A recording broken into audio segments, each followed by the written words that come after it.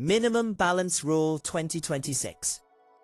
भारतीय reserve bank ने देश के करोड़ों बैंक खाता धारकों के हित में एक बेहद महत्वपूर्ण और सकारात्मक कदम उठाया है, जो विशेष रूप से आम आदमी के लिए राहत का संकेत देता है। बचत खाते में रखे जाने वाले न्यूनतम बैलेंस से संबंधित पुरानी और सख्त शर्तों में आरबीआई ने महत्वपूर्ण बदलाव किए हैं। इन नई गाइडलाइन से देश के प्रमुख सरकारी और निजी बैंकों जैसे भारतीय state bank, Punjab national bank और एचडीएफसी बैंक के लाखों ग्राहकों को सीधा लाभ मिलेगा। यह निर्णय भारत की बैंकिंग प्रणाली को अधिक ग्राहक अनुकूल और समावेशी बनाने की दिशा में एक सकारात्मक और दूरदर्शी पहल है। में पैसा कम हो जाता था तो बैंक तुरंत ही पेनल्टी लगा देते थे, जिससे खाते में बचा हुआ पैसा भी खत्म हो जाता था।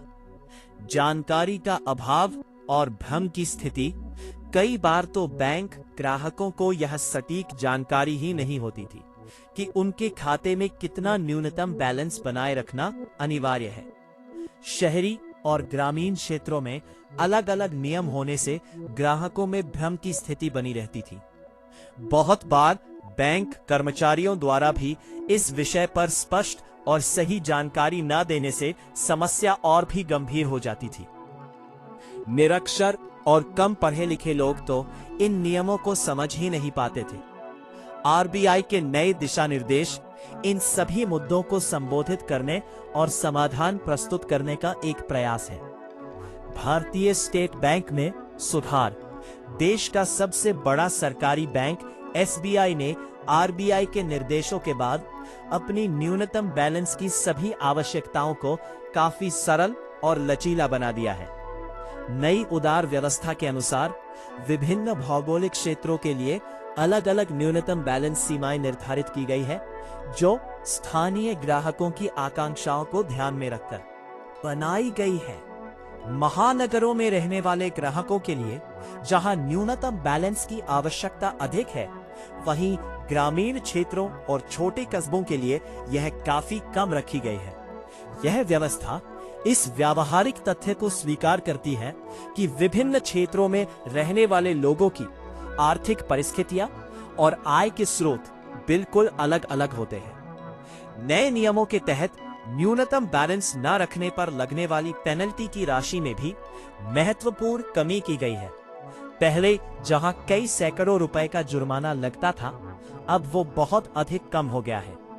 इसके अलावा बैंक अब सीधे पेनल्टी लगाने से पहले ग्राहकों को पहले चेतावनी भी देता है, ताकि वे समय रहते अपने खाते में बैलेंस बनाए रख सकें। एसबीआई के इस सकारात्मक कदम से देश में लाखों ग्राहकों को प्रत्यक्ष लाभ मिलेगा, जो नियमित रूप से अपने खाते का उपयोग तो करते हैं, लेकिन हमेशा अधिक बैलेंस बनाए नहीं रख पाते।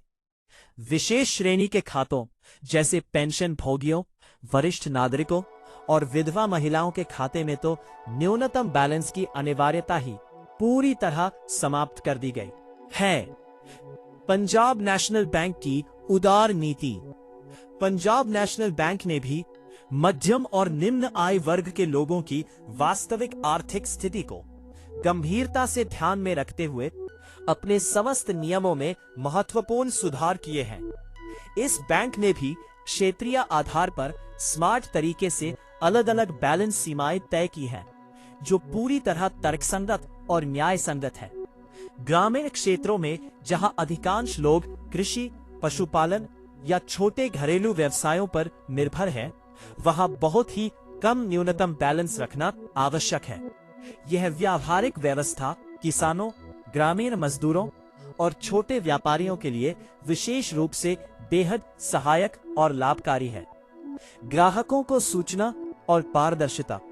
पीएनबी ने यह भी सुनिश्चित किया है कि किसी भी पेनल्टी को लागू करने से पहले ग्राहकों को कई बार पहले से सूचित किया जाए। बैंक अब एसएमएस, ईमेल और डिजिटल माध्यमों से ग्राहकों को नियमित रूप से उनके खाते की स्थिति की पूरी जानकारी देता है। यदि किसी का बैलेंस बैंक की निर्धारित सीमा के करीब पहुंच रहा है, तो पहले ही एक चेतावनी संदेश मिल जाता है, ताकि ग्राहक समय रहते आवश्यक कार्रवाई कर सके। बैंक ने वरिष्ठ नागरिकों, छात्र छात्राओं और महिला खाता धारकों के लिए विशेष रियायतें भी प्रदान की हैं, जिससे इन वंचित वर्गों को अतिरिक्त वित्तीय लाभ मिलता है। HDFC बैंक में नई उदारता। निजी क्षेत्र का यह प्रमुख बैंक अपनी सख्त बैंकिंग नीतियों के लिए जाना जाता था, लेकिन RBI के स्पष्ट निर्देश के बाद इसने भी अपनी पूरी नीतियों में उल्लेखनीय उदारता दिखाई है। HDFC बैंक ने न्यूनतम बैलेंस की सीमा को काफी हद तक कम किया है और साथ ही पेनल्टी की राशि में भी भारी कटौती की है। पहले जहां निजी बैंकों में बहुत अधिक बैलेंस बनाए रखना बिल्कुल अनिवार्य था, अब ये काफी कम और लचीला हो गया है।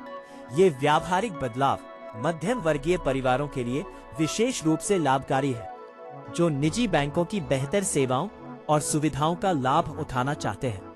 ग्राहकों के लिए नई आशा।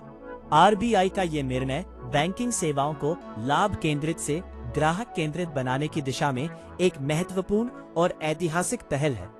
इन नियमों से देश के सभी वर्गों के लोगों को लाभ मिलेगा और वित्तीय समावेशन को बढ़ावा मिलेगा। बैंकों और ग्राहकों के बीच विश्वास और पारदर्शिता बढ़ेगी, जिससे डिजिटल भुगतान प्रणाली को भी बढ़ावा मिलेगा।